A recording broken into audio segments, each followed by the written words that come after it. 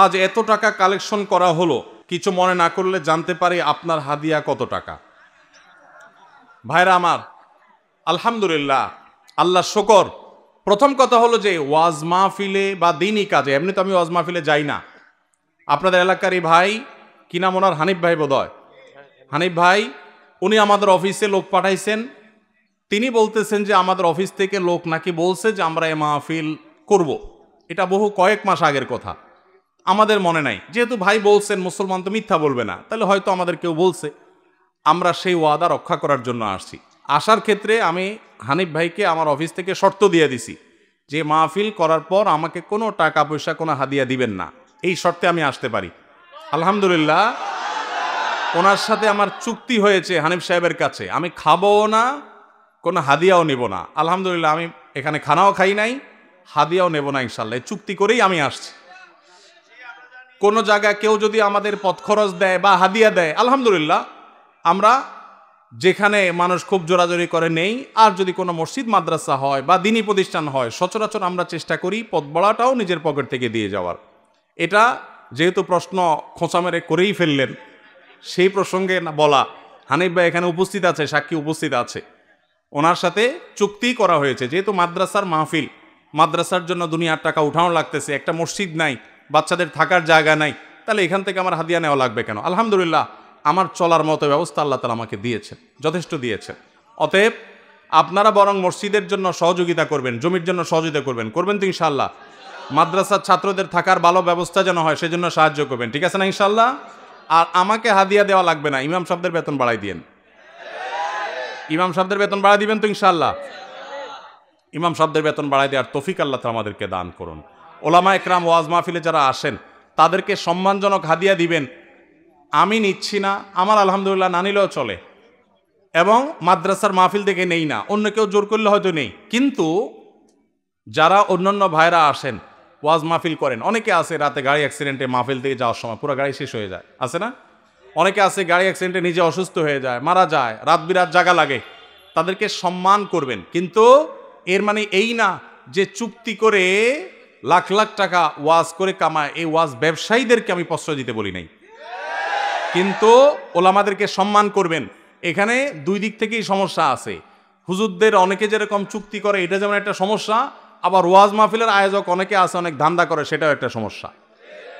আমি আজ থেকে অনেক বছর আগে, আপনার জেলার নাম বলবো না, যে কোনো এক জেলা মাহফিলে যাওয়ার পর আমি দেখি এরকম মোটা একটা খাম ধরাই দিছে আমারে। পরে যায় খুলে দেখি ওখানে টাকার সাথে বাকি সব কাগজ দিয়ে মোটা করে দিস। এত নিকৃষ্ট মানুষও এই সমাজে আছে। তো এই জন্য সংশোধন বক্তাদেরও হইতে হবে, আয়োজকদেরও হতে হবে, শ্রোতাদেরও হওয়া লাগবে। শ্রোতারা ওয়াজে আসছেন কি জন্য? কিছু শুনে আমল করার নিয়তে। এই যে এতগুলো কথা শুনছেন, এগুলো আমল করতে হবে, ঠিক আছে না ভাই ইনশাআল্লাহ? যদি শুধুমাত্র ওয়াজ মাহফিলে আসেন তামাশা দেখার জন্য, তাহলে হবে না। আল্লাহ তাআলা আমাকে, আপনাকে, আমাদের সবাইকে ইখলাসের সাথে কাজ করার তৌফিক দান করুন। এরপরে প্রশ্ন হলো, নিজের আপন সন্তান কত বছর বয়স হলে বিছানা আলাদা করতে হবে?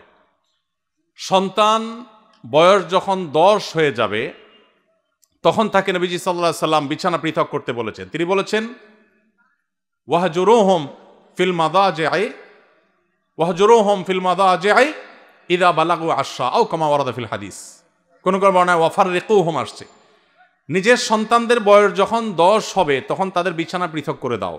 এক কম্বলে কাঁথার নিচে দুজন ঘুমাবে না, তখন আলাদা আলাদা হবে। যদি বিছানা পৃথক করা বলতে আলাদা খাট, আলাদা চকিতে শোয়ানোর মতো আর্থিক সঙ্গতি না থাকে, তাহলে একই কক্ষেও যদি থাকে, তো মাঝখানে পার্টিশন থাকবে, কোলবালিশ যাতে কিছু থাকবে, আলাদা কম্বল কাঁথা থাকবে, একই কাপড়ের ভেতরে বা একই কাপড়ের নিচে ঘুমাবে না। এটা নানাবিধ অনাচারের পথকে উন্মুক্ত করে। আরও আগে থেকে যদি বাচ্চাকে অভ্যাস গড়ে তোলা হয়, সেটা সবচেয়ে ভালো। অনেকে আছেন এই বিষয়গুলোকে তেমন কোনো গুরুত্ব দেন না, অথচ এগুলোর কারণে বহু সর্বনাশা আমাদেরকে গ্রাস করে। বিধায় নবী সাল্লাল্লাহু আলাইহি সাল্লামের এই নির্দেশটা আমাদের খুব গুরুত্বের সাথে মানতে হবে। এরপরে প্রশ্ন হলো, জানাজার পরে দাফনের পূর্বে মুনাজাত করা জায়েজ কিনা? জানাজার পরে, দাফনের আগে কোনো দোয়া নাই। জানাজার পরে অনেক এলাকাতে জানাজার নামাজের পরে ইমাম সাহেব মুসল্লিদেরকে নিয়ে দোয়া করে, এটা সুন্নাত দ্বারা সাব্যস্ত নয়। জানাজার নামাজটাই তো দোয়া। জানাজার নামাজের মধ্যে আপনি পড়লেন আল্লাহুম্মা ফিরলি হাইয়িনা ওয়া মাইয়িতিনা, আল্লাহ মাই আমাদের মৃতদেরকে মাফ করে দেন, এ তো জানাজার নামাজে এটা পড়লেন। পড়েই তো সালাম ফিরালেন, পুরো জানাজার নামাজটাই তো দোয়া, তাহলে সালাম ফেরানোর পর আবার কিসের দোয়া? এই জন্য এই দোয়া সুন্নাহ সম্মত নয়। তবে মাইয়েতকে দাফন করার পর, কবরে রাখার পর, দাফন করে শেষ করার পর কেবলামুখী হয়ে যারা দাফন কাজে শরীক হয়েছেন সবাই যার যার মতো করে কেবলামুখী হয়ে মুর্দার জন্য দোয়া করা সুন্নাত। সেটা দাফনের আগে না পরে? দাফনের পরে কেবলামুখী হয়ে দোয়া করা সুন্নাত। সুন্নতটা আমরা অনেকে জানি না, বেদাতটা ঠিকই জানি। সুন্নতের খবর নাই, বেদাত নিয়ে টানাটানি। এই জন্য এই সুন্নাত যেহেতু আলোচনা নাই, জানাশোনা নাই, এটা আমরা জিন্দা করবো ইনশাআল্লাহ। ঠিক আছে না? মইয়তকে কবরে রেখে দাফন করে কেবলামুখী হয়ে আমরা হাত তুলে দোয়া করব। কি দোয়া করব? দোয়া করব, নবী সাল্লাল্লাহু আলাইহি ওয়াসাল্লাম বলেছেন, সালু লি আখিকুম আত-তাসবীত, তোমরা তোমাদের ভাই যাকে দাফন করলা তার জন্য আল্লাহর কাছে দোয়া করো, সেই জন্য ইমানের উপরে এখন মুনকার নাকির প্রশ্নের জবাবে যেন টিকে থাকতে পারে, অটল থাকতে পারে, সেজন্য আমরা মাইয়েতের জন্য দোয়া করবো ইনশাআল্লাহ। সুদে টাকা লাগায় এমন ব্যক্তি সমাজে বিচার করে, তার বিধান কি? সুদে টাকা লাগায় এই রকম আসামি থাকলে তার নিজেরই তো বিচার করা উচিত। সে আবার কিসের বিচার করবে? মুসলমানদের সমাজে হারামখোররা কখনো বিচারকের আসনে বসতে পারা উচিত না। মুসলমানদের উচিত এগুলোকে সতর্ক করা, এগুলোর ব্যাপারে সতর্ক থাকা। আল্লাহ আমাদেরকে তৌফিক দান করুন। যে সমস্ত মানুষ হারামের সাথে খুল্লম খোলা সম্পর্ক, মুসলমানদের সমাজে কিভাবে তাদেরকে বিচারক হিসেবে ডাকেন? আর ভালো মানুষের কি অভাব পড়ছে এলাকা?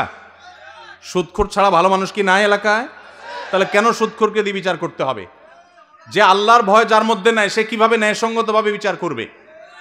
কিভাবে আশা করা যায়? আল্লাহ আমাদের ভাইদেরকে সবাইকে হেদায়েত দান করুন।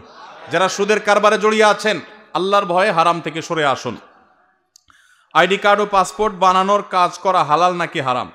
আইডি কার্ড বা পাসপোর্টের কাজ, অর্থাৎ কারোর আইডি কার্ড পাসপোর্ট লাগবে, সেটার জন্য কাগজপত্র রেডি করলেন, অনলাইনে ফর্ম ফিল আপ করে দিলেন, এসব কাজ টাজ করে আপনি ফি নিলেন, এটা জায়েজ আছে।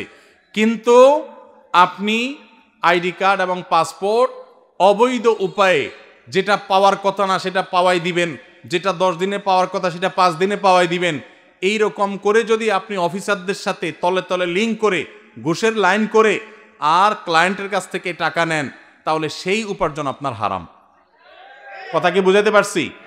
একটা হলো যে আপনার একটা দোকান আছে, কম্পিউটার দোকান আছে, নেট সার্ভিস আছে, আপনি অনলাইনে ফর্ম ফিল আপ করে দিলেন, কাগজপত্র আগায় যোগায় দিলেন, এটার জন্য ফি আপনি 2000 4000 আপনি নিতে পারবেন। কিন্তু আপনি ক্লায়েন্টের কাছ থেকে অতিরিক্ত টাকা নিয়ে ওই পাসপোর্ট অফিসার, এনআইডি কার্ডের ওই অফিসারে আপনি ঘুষ দিলেন, দিয়া আপনি কাজটা করে আনলেন।